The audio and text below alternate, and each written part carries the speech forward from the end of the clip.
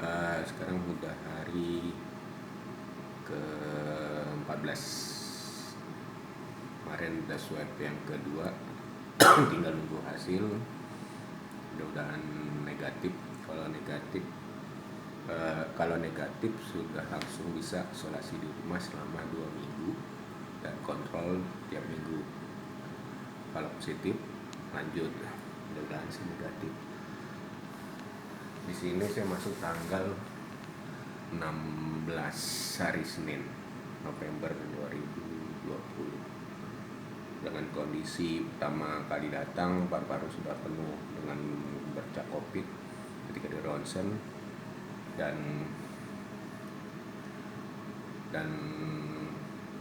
setelah di swab hari itu juga hasilnya positif. Keluarga juga positif semua, tapi alhamdulillah keluarga masih bisa isolasi di rumah karena tadi mau isolasi di rumah sakit tadi juga cuma penuh dan sudah dicarikan oleh puskesmas ke semua rumah sakit pada penuh semua karena COVID ini lagi melonjak-lonjaknya, seluruh rumah sakit penuh, tidak ada yang kosong. Jadi setelah 14 hari saya di sini, alhamdulillah perkembangannya udah agak lumayan. Paru-paru udah mulai membaik, cuma agak tenggorokan aja yang masih batuk karena saya punya radang tenggorokan dan kemarin agak sedikit demam karena memang radang tenggorokan ini sangat berpengaruh. COVID ini menyerang semua organ kita, dari mulai paru-paru terus kemudian pembuluh darah. Di sini saya ternyata ada pembekuan darah, jadi COVID itu jalan melalui darah dan jika dia menumpuk, darah akan membeku dan dicairkan dengan alat ini, namanya apa nih, pompa pengencer darah. Ini dia alatnya. Nah, dan juga saya pakai oksigen supaya saturasi oksigen saya di atas 95. Alhamdulillah setelah pakai oksigen 96, 97. Karena kalau jika tidak pakai oksigen selalu di bawah 95. Normalnya sih 100. Tapi karena dalam proses penyembuhan ya bismillah mudah bisa.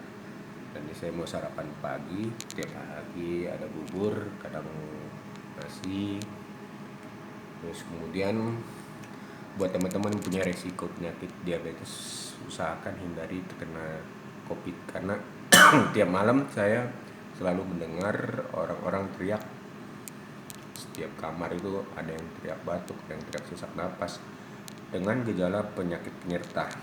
Sebenarnya kalau COVID itu, kalau imun kita kuat paling dia cuma jadi OTG, isolasi di rumah, akan hilang dalam 14 hari. Tapi karena kalau ada penyakit penyerta itu kita akan menjadi parah. Menjadi parah, apalagi ada diabetes, sinus, asma, kemudian darah tinggi, jantung, ginjal, itu yang paling parah itu.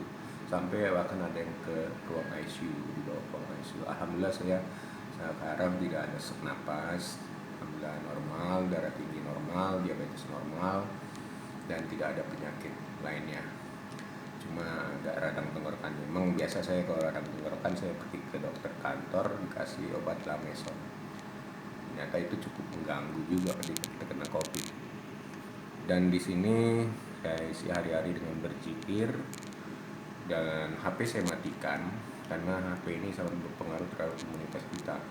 Banyak orang yang menanyakan kabar kita dari grup, bahkan japri, yang bahkan saking banyaknya japrian kita jadi sibuk main HP menjawab pertanyaan-pertanyaan teman-teman atau keluarga. Jadi saran dokter memang harus dimatikan handphonenya. COVID ini bisa kena ke semua orang, nggak peduli itu pejabat, presiden, rakyat. Karena kalau Allah sudah mentakdirkan ya kita tinggal menjaga diri saja. Kalau sudah terkena ya itu sudah takdir. Dan saya bertanya sama dokter, jika ada orang yang sudah terkena COVID, kemungkinan dia akan mempunyai kekebalan alami, dan jika suatu saat terkena lagi mungkin tidak ada seperparah pertama kali terkena, mungkin akan seperti flu biasa saja gitu. dan dan semua orang bisa kena COVID. Tinggal gimana kita menjaganya, pakai masker, cuci tangan. Kadang kita harus lupa untuk mencuci tangan. Saya memang imun saya mungkin pada saat itu sedang kurang, karena saya biasanya rajin olahraga, lari pagi Sabtu Minggu, dan saya merasa sehat. Tapi ternyata pada saat hujan panas kemarin bulan Oktober November, imun saya melemah. Disitulah saya mulai kena.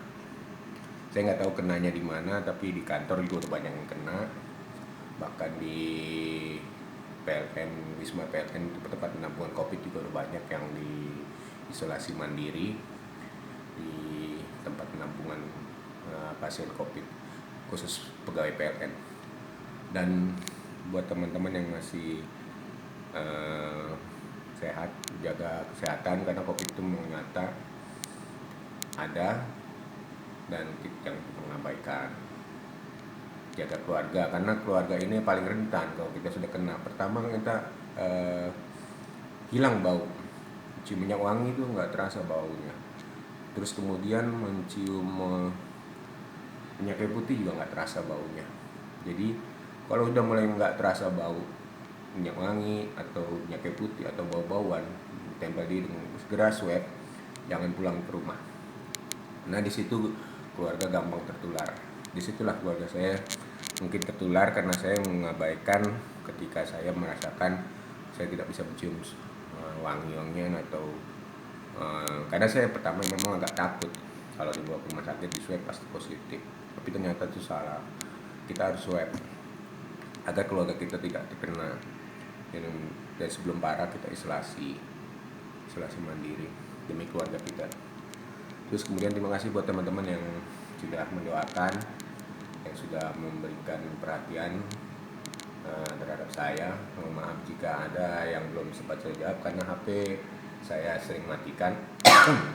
Bahkan keluarga saya pun juga sulit untuk menghubungi saya, karena memang sengaja agar saya bisa istirahat, tidur, menjaga imunitas saya.